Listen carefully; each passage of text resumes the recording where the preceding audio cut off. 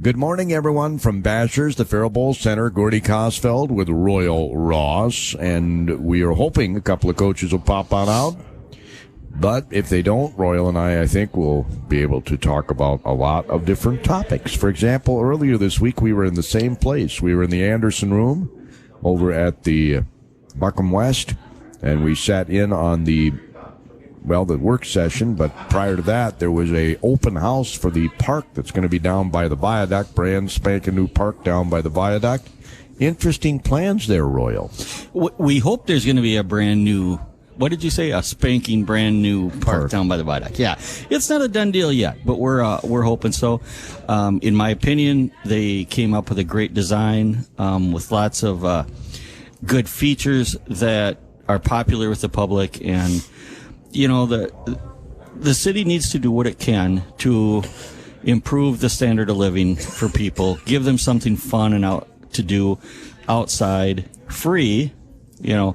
So there's things the city can't do. You know, the city can't invest in businesses very easily. They can't, purchase and rehab old buildings. You know, the city government is just not built for that. But the one thing we can do is try to improve the standard of living for people and improve their enjoyment of the amenities in Faribault. And I think this park is wonderful. And maybe help facilitate some of the stuff you just talked about. They may not be able to rehab buildings, but they can facilitate that, right? Correct. Yes. And there are other arms within the city government that can help rehabilitate buildings, the EDA, for example, the HRA, for example. But the city proper, is just not designed to have funding, buckets of funding for that. But they are looking for a name for the park. Yes, they are. And as Ed Friesen sits down, how does Friesen Park sound? Friesen Park. I don't think that'd be a good name for a park in the upper Midwest. I think he has a point there. I mean, there's a couple of different ways you can spell Friesen. Well, we'd spell it Ed's name, which is not the same. Well, that would get misspelled a lot, and it's cold enough up here. We have a big enough reputation issue with our freezing temperatures that we don't need to have a freezing park. But wait a minute here, Roy. No offense toward Ed at all. There's going to be... I'm not taking it. Yeah. There's going to be an ice rink there, so it's a night tie-in. There is going to be an ice... Maybe, you can name the ice rink after me. Okay. Could it be... Seasonal. Could it be the Friesen ice skating... There you go. Track ice skating rink? It's not really a rink because it's a path. No, I understand that. It's a path where you go around, you know.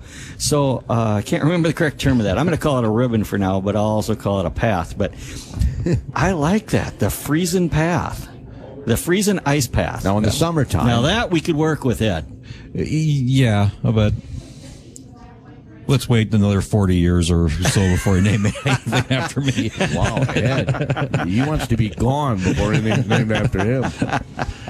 Oh, you don't think he's going to live another 40 years? The guy's only 35, maybe. I don't think he's 35. Okay, well, Hey, can we... I wish. So that we can get to Ed and get to the really important stuff, can I cover some bowling scores? That's just as important. We are going to go back in time a week to the week of November 28th. We had some really good scores that week, so we're going back there. Don Clayton, 724 and 713. Connor Jacobson, Bulls on my team on Monday nights, 701. Matt Truman had a 279 game. Matt, what were the other two games? Because you didn't make 700. That's bad, Matt. Alex Rayslair, good young bowler out of Owatonna, shoots 711. And Brian Pleshcourt, 705. So Courtney Schleiss also that week, 568, 576 tonight, bowling Courtney. And then we'll go to the scores from this week. Only two of them, but again, they're repeats of names. Connor Jacobson, 761. Nice score, Connor. Good job. And Don Clayton, 725. So good bowling, Don. One thing to note, Moonlight Bowling is coming up on December 17th at 8 p.m. That's Saturday. That Moonlight Colored Pin Bowling where you can win a few bucks and have some fun. And when the colored pins come up in a certain order, you get a strike, you win some money. And then I was erroneous last week when I said that the Bowl with Santa was last week during the Toys for Tots tournament. It wasn't, so I hope people didn't come. Well, I hope people came out, but I hope people aren't going to throw rocks at me because I was wrong on the Bowl for Santa. The Bowl with Santa is this coming Saturday, the 17th. Not today, but the 17th. So bowl with Santa from noon to 2 p.m. on December 17th. And then visit with Santa from 3 to 4 after that. So, if the little tykes just aren't quite capable of bowling, then they can come out and visit with Santa from 3 to 4. But come on out. Bring your kids out and bowl with Santa from noon to 2. And bring your cameras. Yep. That'll be a lot of fun. Yes, definitely bring everybody has a camera nowadays because they have a cell phone, but even the cheap cell phones have cameras. I bet yours does, and it's probably from like the 1990s. No. Well, I got an i14. Anyway, folks, come on out. Big events on the 17th of December with bowling with Santa and talking to Santa in the afternoon, and then moonlight colored pin bowling at 8 p.m. that night. So come on out, folks. The breakfasts here are phenomenal. Yes, they are. Yes. The breakfasts are phenomenal here. Very good. We got Corey in the kitchen today. He's a master. He's a darn good cook. Yeah, I noticed he handed something out there. Did you see that plate of stuffed hash browns? Oh my! That was artwork. It really did look awesome. It did, yeah. Stuffed hash browns, Ed. It did. Sounds good. Yep. All right, let's get to Ed. It's got virtually everything. He's Friesen. That's why. Oh boy. Ed, you had quite a game last night with Janesville-Waldorf-Pemberton. I see 64-63. Unfortunately, the wrong team had the 64. Yeah. It's a game that got away from us. We had the lead, and down the stretch there, physical play, and we came up on the short end of the physical play, and we just didn't make the buckets there in the final stretch there that we needed to make, where we missed a shot and they come down and score, and like I said, physical play, we didn't get to the free throw line. Janesville ended up being like 10 of 18 for free throws, and we were just 4 of 7, and we've always have had the goal in a basketball game to make more free throws than the other team attempts. Well, that's a good goal. Yeah, and we were short on that last night because Janesville made 10 and we only attempted 7, and so the problem with that goal though is, Royal, you don't have control over that. Yep. So like I said, it was for probably about 2/3, 3/4 of the game. I think we did things that we wanted to do, and we were in control of things, and then closing out the game. Part of it, Hudson Dillon, our point guard, had to sit for a little bit with 4 fouls. I maybe made a couple, you right after the ball game, you sit back and you start thinking about decisions that you make, and it's like, so, I'm second guessing myself on a couple of things where, we changed to a 2-3 zone and, ended up giving up a couple 3-pointers. And, the reason we went to the 2-3 zone was I was getting a little bit tired of their dribble rub, getting penetration into the lane and making layups. And now I was like, well, maybe I should have allowed them to have the layups and not the 3-pointers, right? Well, Ed, I know I don't have to convince you of this, but every coach does that. Oh yeah, a coach could win. In football they could win 70-3, and in basketball they could win 58 to 60, and they're all going to sit back and question. You always second guess yourself, especially in games that are winnable ball games, and you don't come up with the win. And that's you question yourself when you do come up with wins and say, we could have done better. Coach, it's just natural in a coach. And you do that, but it really sits on your mind when you come up on the short end. I mean, it'll be on my mind all weekend long. And earlier in the week, you beat United Christian Academy. Yep, we went Monday night up to Bloomington to play United Christian Academy, and came away with the win there. I forget exactly what the final score was, like 64-41 or something like that. And we had some struggles there too. We had some turnovers, especially early in the ball game, and some poor shooting early in the ball game. So that kind of let United Christian Academy stick around for a while before we were able to really, get control of that score. So, you know, both games, I mean, early in the season, but, you know, I guess we need to get a little bit of a killer instinct as far as, okay, we've got this game under control. Now let's put the team away and not, you know, well, not have like last night happen where, you know, okay, yeah, we got a 12-point lead. Okay, we got a 14-point lead. You know, let's now, you know, secure it, you know, but that's how it goes. Who do you got coming up this week? We go to Maple River next Friday, and that'll be a tough ball game. I mean, Maple River is state ranked AA team in their new school, their new gymnasium. They're very good, and you know, across the floor, you know, all 5 positions, they have good height and you know, good shooting. I expect that they'll be doing, you know, full court pressure, half court pressure, and so we'll have our hands full.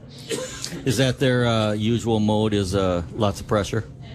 Yeah. I mean, that's what they did last year. I haven't watched their game yet from this year. As far as our shared video, but that's what I expect. I expect them to be, you know, they're going to be pressuring, they're going to be in our face, and we have to get ready for it. We started doing a few things on Thursday's practice, you know, in anticipation of that for Friday night. And Kenyon Wanamingo played them a very tough game Thursday in the Castle over in Kenyon. I was there last night when they defeated New Richland, Heartland, Ellendale, Geneva, who, by the way, has size all over the place. 6'6", 6'5", Yep. 6'4", 6. I can't believe how tall they are. And Kenyon Wanamingo beat them. It's not a problem. Yeah, I saw that score last night, and yeah, and New Richland, we're hosting 4th grade boys and girls basketball at BA today, and the New Richland, Heartland, Ellendale, Geneva 4th grade boys are really, really good. The 4th graders are good. Oh my! Holy cow! They have like 17 kids, and they were all like, you know, they were definitely better skilled than what I was expecting for 4th grade. Yeah, I mean, all the way through. I mean, with 17 kids, you might see 5, but it's like, okay, all 17 kids here are pretty skilled. That was scary to watch, actually. Think about the future. They have some size, too?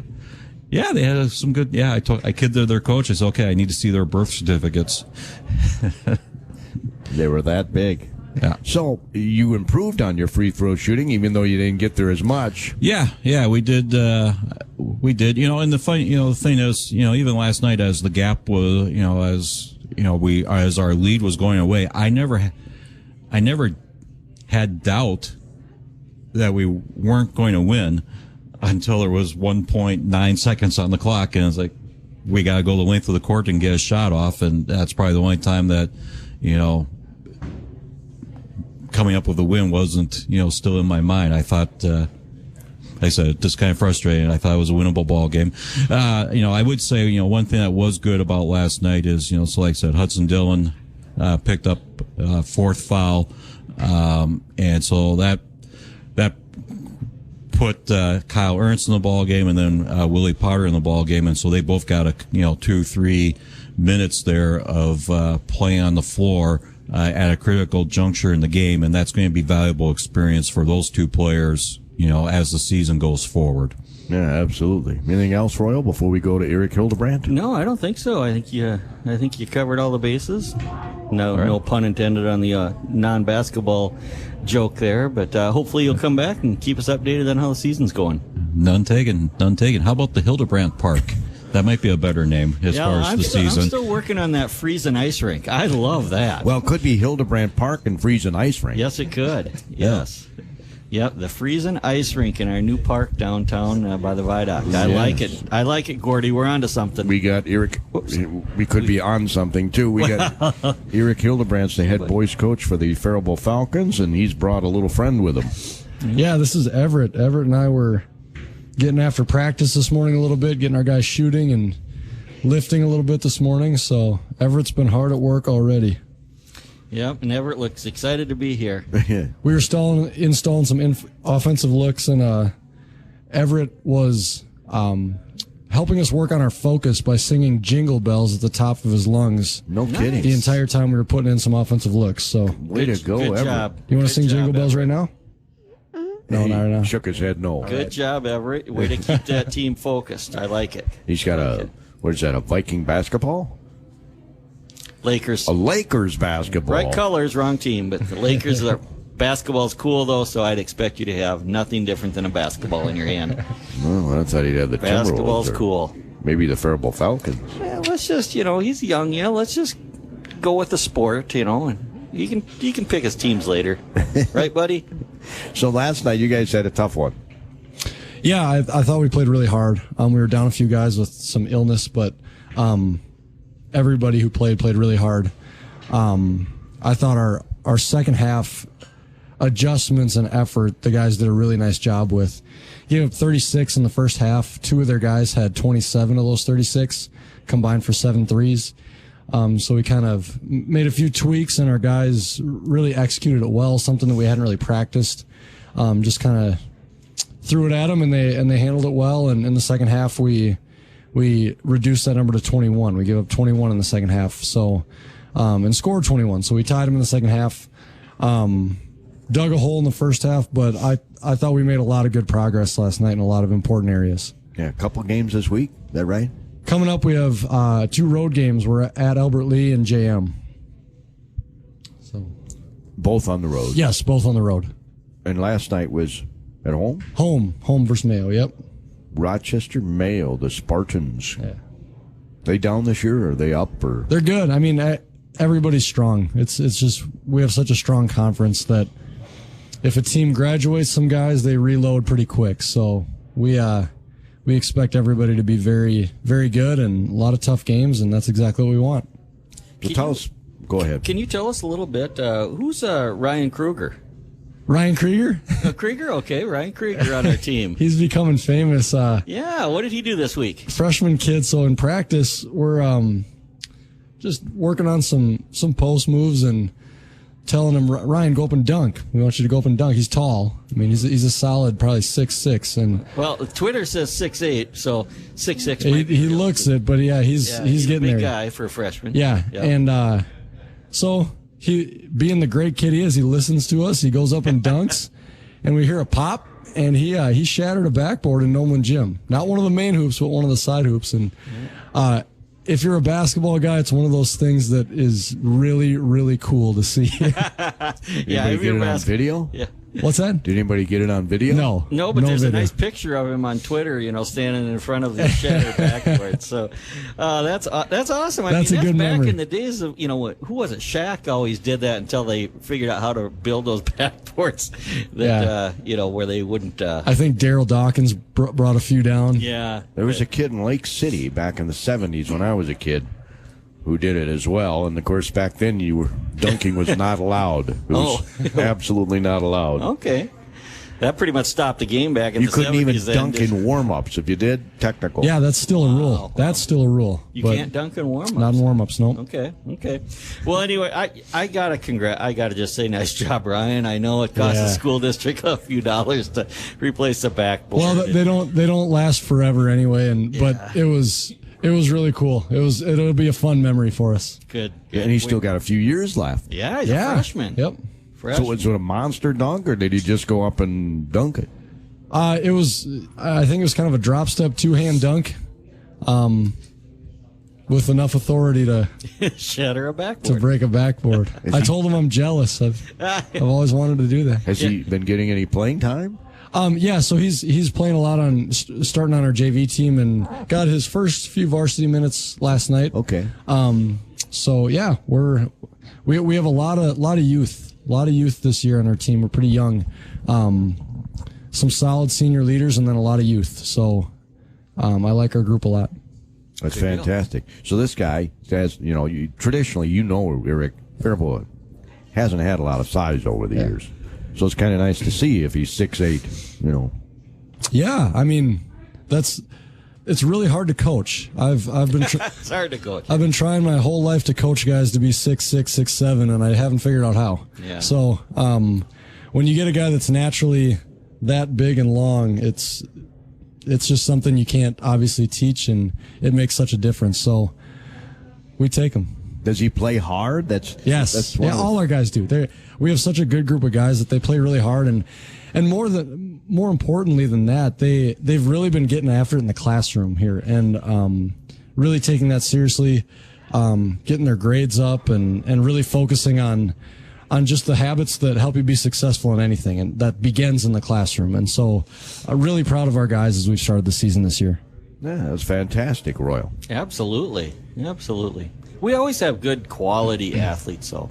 I mean, and by quality, I mean they are quality human beings. They're just good peeps. That's the number one thing. I always say I just feel so fortunate to be able to bring my little ones to the gym and have really good role models for them to kind of grow up around. It means the world to me, and they interact with my kids so well, and you can just tell they're really good-hearted people. So really, really grateful for that. Wouldn't trade it for the world. And I think, and I've said this before, but I really think that's a reflection on across the board our coaches that we have in our district. I think the kids learn a lot of it from the coaches on being a good sport and just being a downright good person. Of course, Eric, we're getting a new athletic director now because Mr. Kleiner's going up to Burnsville, so. Yeah, we'll miss Kevin. He did a really, really good job. He was super supportive across the board, and was really, really great.